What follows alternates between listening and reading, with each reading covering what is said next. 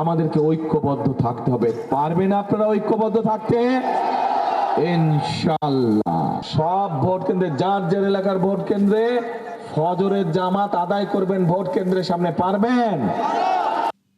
ঠিক এই মুহূর্তে ব্রাহ্মণবাড়িয়ায় নির্বাচনী প্রচারণায় বক্তব্য রাখছেন বিএনপি চেয়ারম্যান তারেক রহমান। আমরা সরাসরি চলে যাচ্ছি সেখানে।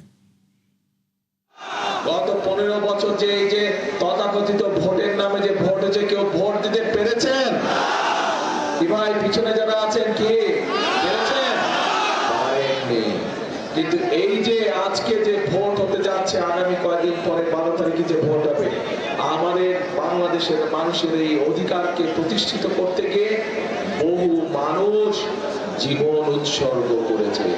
এই ব্রাহ্মণবাড়িয়াতে অন্তত 15 জন মানুষ তারা শহীদ হয়েছে, আরো শত শত মানুষ তারা বিভিন্ন রকম ভাবে আহত হয়েছে।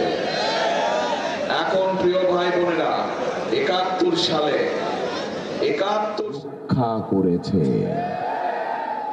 প্রিয় ভাই বোনেরা, 71 সালে যখন মুক্তিযুদ্ধ হয়, তখন কি আমরা মানুষ দল মত নির্বিশেষে সব ধরনের আমরা দেখিনি। আমরা দেশ স্বাধীন করার জন্য জীবন বাজি রেখে যুদ্ধ করেছি। ঠিক ঠিক একই ভাবে এই যে যারা ভোটের অধিকার কেড়ে নিয়েছিল, তাদের বিরুদ্ধে যখন আমরা দেশের মানুষ আন্দোলন শুরু করলো এবং 2024 সালের 5ই আগস্ট যখন সকল ধরনের মানুষ দল মত নির্বিশেষে, সকল শ্রেণী পেশা নির্বিশেষে মানুষ যখন রাজপথে নেমে আসলো, রিক্সা চালক, ভ্যান চালক, ব্যাংকার, ব্যবসায়ী, খুদে দোকানদার, গার্মেন্টস কর্মচারী, শিশু, নারী, পুরুষ সকলে যখন নেমে আসলো এবং সেই স্বৈরাচারকে পালিয়ে যেতে বাধ্য করলো, তখন কি আমরা কোনো ধর্ম বর্ণ কিছু দেখেছিলাম?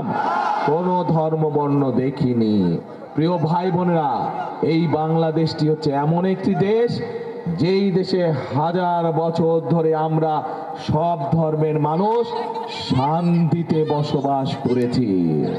কিন্তু আমরা দেখেছি অতীতে, এই কয়েক বছর আগে আমরা দেখেছি যে অন্য ধর্মের, আমরা যারা মুসলমান, আমরা দেখেছি অন্য ধর্মের ভাইদেরকে কি বোনদেরকে তারা কিভাবে নির্যাতন করছে, কিন্তু একটি ঘটনারও বিচার তারা করে নাই। প্রিয় ভাই বোনেরা, গণতন্ত্রকে আমরা, স্বাধীনতাকে 2024 সালে 71 সালে রক্ষা করেছে আমাদের ভাই বোনেরা, জীবন দিয়েছে।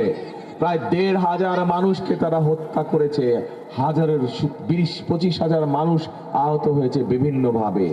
এই স্বাধীনতাকে আমাদের অর্থবহ করতে হবে। অর্থবহ করতে হলে চাই এই বাংলাদেশকে এমন একটি দেশ রূপে গড়ে তুলতে, মানুষ আমরা নিরাপদে থাকবো, শান্তি থাকবো। তাই যদি করতে হয় আমাদেরকে ঐক্যবদ্ধ থাকতে হবে। পারবেন আপনারা ঐক্যবদ্ধ থাকতে? ইনশাআল্লাহ। আসুন এবার ভোট তো দিবেন 12 তারিখে, দিবেন না? কখন যাবেন ভোট দিতে? হ্যাঁ, সকালে গেলে হবে না। সব ভোট কেন্দ্রে, যার যার এলাকার ভোট কেন্দ্রে ফজরের জামাত আদায় করবেন ভোট কেন্দ্রের সামনে। পারবেন? তাহাজ্জুদের সময় উঠতে হবে এইবার। পারবেন? কারণ অনেক ষড়যন্ত্র হচ্ছে এই ভোটকে, ওই এর আগে যেরকম তথাকথিত ভোট এসলো, আমুদ আমুন নির্বাচন হয়েছিল, এবারও ভোট নিয়ে কিন্তু ষড়যন্ত্র হচ্ছে। পত্রিকার পাতায় খবর এসেছে, বিভিন্ন সোশ্যাল মিডিয়াতে খবর এসেছে, দেখেছেন না? বিদেশে আমাদের যে ভাইরা আছে, যারা প্রবাসীরা আছে, তাদের জন্য যে ব্যালট পেপার পাঠানো হয়েছে, কিভাবে একটা দল সেই ব্যালট পেপারকে দখল করেছে, দেখেছেন এই সংবাদ? কাজে এই ষড়যন্ত্র দেশের ভিতরেও চলছে। এই জন্যই বলছি তাহাজ্জুদের নামাজ পড়তে হবে। ভোর রাতে উঠে তাহাজ্জুদের নামাজ পড়বেন, তারপরে ঘর থেকে বের হবেন, যার যার ভোট কেন্দ্রে গিয়ে ওইখানে দাঁড়িয়ে ওখানে ফজরের জামাতে নামাজ আদায় করতে হবে। পারবেন? কে কে পারবেন হাত তুলেন তো। আলহামদুলিল্লাহ, এত মানুষ পারবে, তাহলে ইনশাআল্লাহ বিজয় সুনিশ্চিত।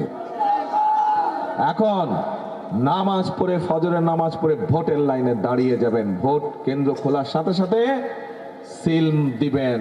কোথায় সিল দিবেন? ধানের শীষ জন সহকর্মী আমাদের আছেন যারা আন্দোলন হচ্ছেন আমাদের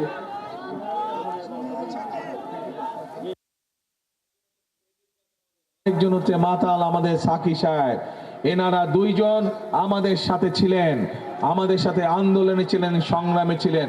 কাজেই কাজেই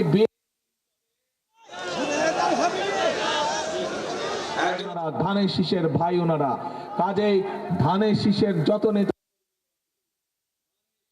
যত ভাইরা আছে তাদের সকলের দায়িত্ব হচ্ছে এক মিনিট কথা বললে তো কথা বলা যাবে না, হইচই করলে তো কথা বলতে পারবো না, হইচই করলে কথা বলতে পারবো না, হইচই করলে কথা বলা যাবে না। বসুন আপনারা। একই সাথে ধানের শীষের প্রার্থীরা তো আছেন, এই যে দেখলেন আপনারা, এই সবগুলো মানুষকে কেন জিতাতে হবে? কারণ এই মানুষগুলো আন্দোলনে ছিল, এই মানুষগুলোর অবদান আছে। এই যে আজকে ভোটের অধিকার প্রতিষ্ঠিত হয়েছে, কথা বলার অধিকার প্রতিষ্ঠিত হয়েছে দেশের মানুষের, এই মানুষগুলো সেদিন আপনাদের সাথে ছিল, এই মানুষগুলো আমাদের সাথে ছিল, এই মানুষগুলো দেশের গণতান্ত্রিক আমি মানুষের সাথে তারা রাজপথে ছিল, রাজপথে সংগ্রাম করেছিল। এই জন্যই আমাদের বিএনপি ধানের শীষের দায়িত্ব হচ্ছে তাদেরকে জিতিয়ে আনা এবং একই সাথে সরকার গঠনের মাধ্যমে এই যে বিগত 15 বছর ধরে জনগণের অর্থ সম্পদ লুটপাট হয়েছে, বিদেশে পাচার হয়েছে, এই যে রাস্তা দিয়ে আসার সময়, সিলেট থেকে আসার সময় আমি দেখেছি রাস্তার সে কি দুরবস্থা। এবং বিভিন্নভাবে আমি আমার প্রার্থীদেরকে জিজ্ঞেস করেছি, ওনাদের বক্তব্য অনুযায়ী ব্রাহ্মণবাড়িয়া জেলার বিভিন্ন উপজেলায়, বিভিন্ন থানা, ইউনিয়নের রাস্তাঘাটগুলো সব ভেঙে চুরে নষ্ট হয়ে গেছে। ঠিক, এই রাস্তা চলাফল কে করে? আপনারা করেন না? কাজে এই রাস্তা যদি ভালো থাকে উপকার কার হবে? মানুষের উপকার হবে। কাজেই এই মানুষগুলোকে যদি ভোট দিয়ে আপনারা জিতাতে পারেন এবং আল্লাহর রহমতে ইনশাল্লাহ বিএনপি সরকার গঠন করলে সেই রাস্তাগুলো আবার আগের মতন সুন্দরভাবে তৈরি হবে।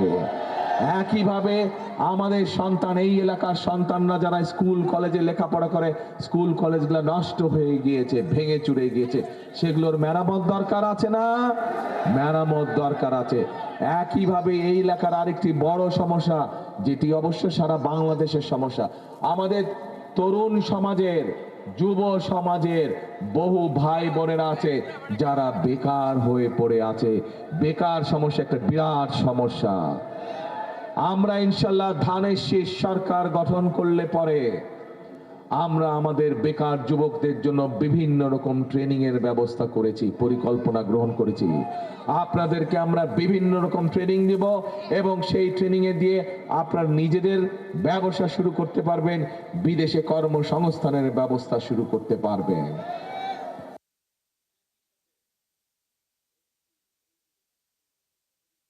এই যে এইটা কি দেখতে পাচ্ছেন? যদিও ছোট্ট,